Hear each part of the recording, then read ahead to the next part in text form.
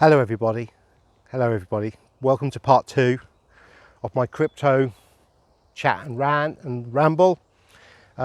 Please go on to the part 1. I'll try and drop both of these one after the other, one day and then the next day, so there will be a part 2 coming very shortly, this is the part 2. So we left off on part 1 talking about how the banks had arrested or were refusing to give money, proper cash, out to people who wanted their fiat money to purchase things, because you do not own. Yeah, fast track straight in, we're on a roll, we're going to keep going. So when you put money into a bank, you do not own the money. It's not yours. It's the banks. The banks own your money. You're an unsecured creditor, and as such, as an unsecured creditor, when the banks collapse due to their mismanagement, you will lose all your money. Literally, you'll lose it all. Because at the point that the banks collapse, we're going to be going into hyperinflation and big issues, big issues. The fiat money, please look at number 1 for the fiat money explanation. The fiat money will be going into hyperinflation, and hyperinflation means that you can purchase less and less and less from your money, your fiat currency. It's worth less. So say a loaf of bread was $5, it goes to $10, $15, $20, $25, $30, $100, $150.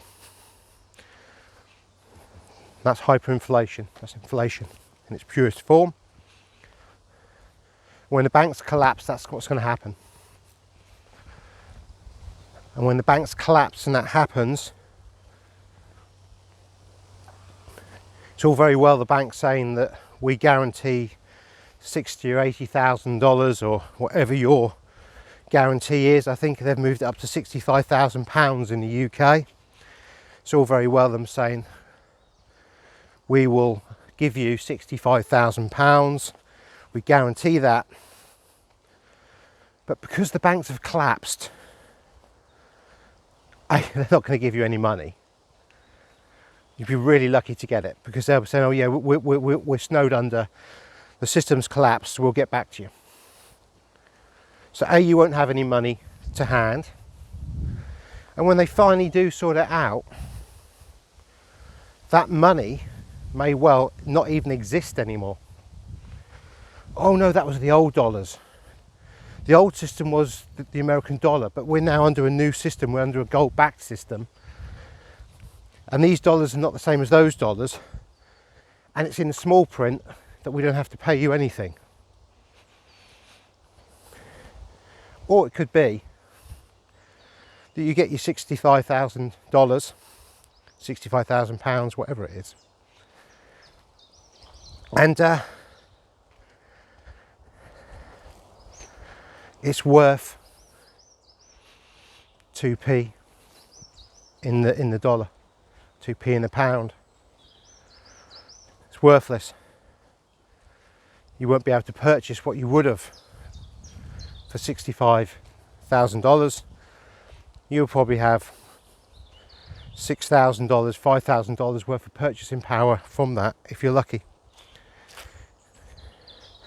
Might even buy you a month's worth of food at that point, or nothing at all. So, and this isn't fear porn, this is just plain old hard economics. This is just economics.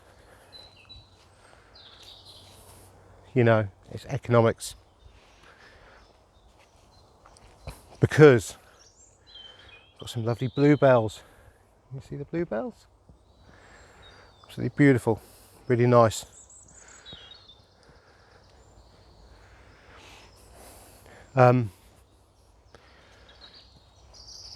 Gold is the money. The dollar is a derivative of the gold. The stock market is a derivative of the dollar, and Bitcoin and cryptos are a derivative of that fiat currency dollar as well. All derivatives.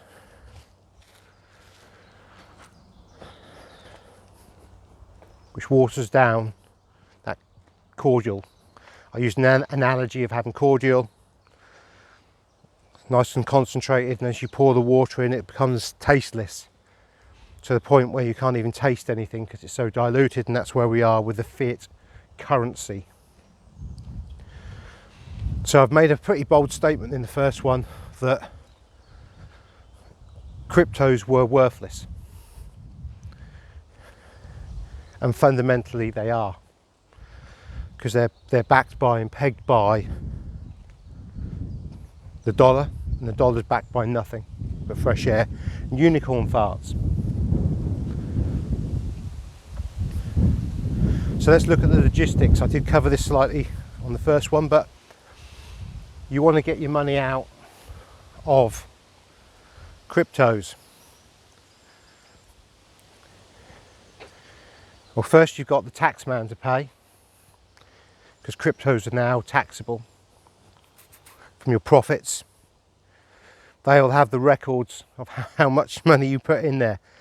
So I think in the United Kingdom, potentially now that you've got to declare everything, you have to declare everything. I mean, cryptos used to be and should be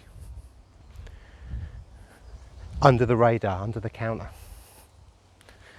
They should not be part of the mainstream. They were always going to be. I could see that from the first, that the financial institutions would not allow, would never ever allow the public to be involved in a system where they could squirrel money away that they had no access to. So you may well have all this crypto in these wallets with these encryption keys, the full works. The government doesn't know about that. I'm safe. What happens when you cash it in?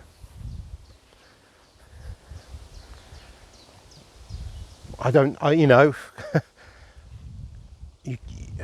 you can exchange it for other cryptos within other people. Of course you can, but it's not cashing it in, is it? When you want that actual physical fiat currency in your hand, the dollar bill in your hand for your crypto,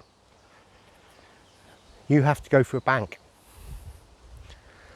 You might be able to do it under the radar.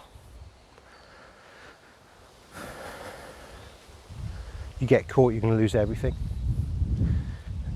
because you know what they're like. System stacked against you. You know that by now. You should know that. So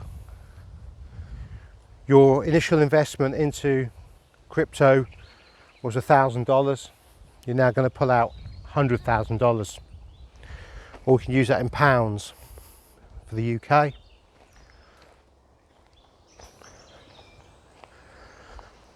Money will go into the bank. It's very likely that the bank will put a hold on your account, freeze your account, or they will put that money to one side and not give you access to it while they investigate. And in the UK, I think from memory, it's 40% interest on what you make. So out of that 100,000 that you've made on the Bitcoin, that's cost you 1,000, you get your 1,000 back. Then for the 99,000, you'll pay 40% interest. So you'll get £59,000 back for your 100,000. Government's just stolen 40 grand off you, just like that. Nothing you can do about it. Not a thing.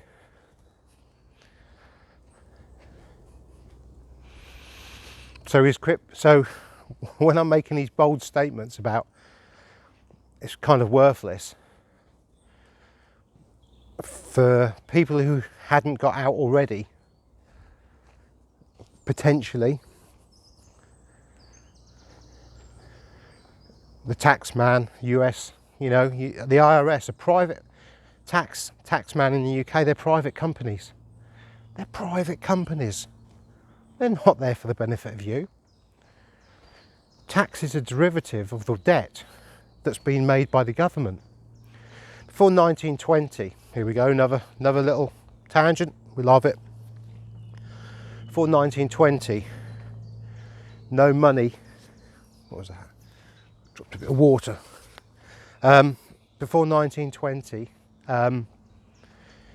no American had any stoppages whatsoever in his wages or in his earnings. See, again, we're called wages these days, isn't it? Only slaves get wages. A slave earns wages. Free man earns income.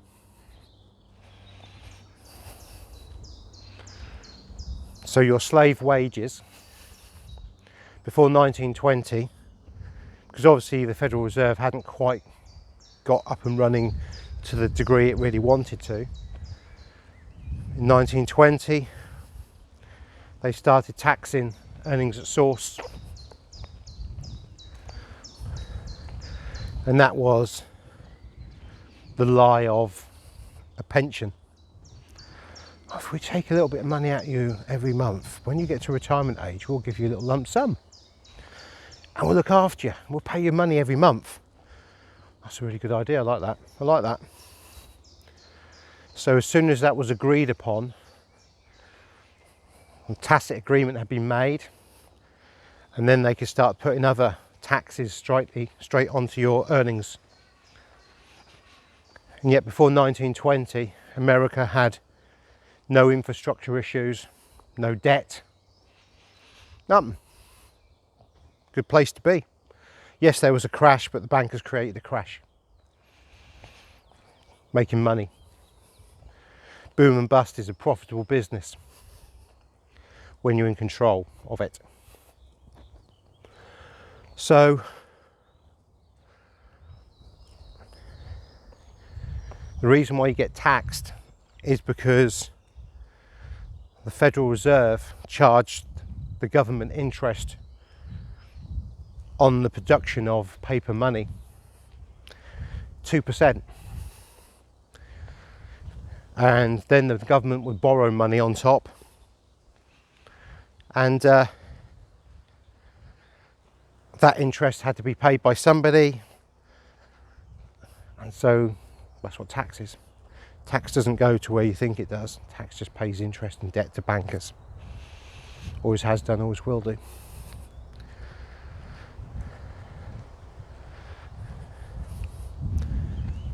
Yeah, real big con. So it's another tangent. So you're going to pay 40% of your earnings on crypto to the government to be able to get your hands on it. So 100k's turned into 60k, and then whatever you buy will be taxed as well. So it's a real sick system. What have we got now? Oh, the battery's at 5%. Bloody typical, isn't it? Typical. So I will definitely drop this one straight after, and I'm going to have to charge up the phone so that I can do the second part with the crypto, because I haven't really covered the crypto. There's a lot of babbling, but this is a lot of up stuff from the crypto, and we're now getting into the crux of the crypto and the issues that we're going to face. Very frustrating. So I will drop this straight after, and then we'll do the part 2 properly. I'll probably have to do it at home, where we'll talk about crypto and why I don't think it's the one. Okay, guys? Thank you very much for listening. Please like, share and subscribe. Much appreciated, all your support, and I'll do a part 2 to this today and get it out to you tomorrow, okay? Or part 3 actually, isn't it now? Part 3. So thank you very much, everybody. Blessings. Bye-bye.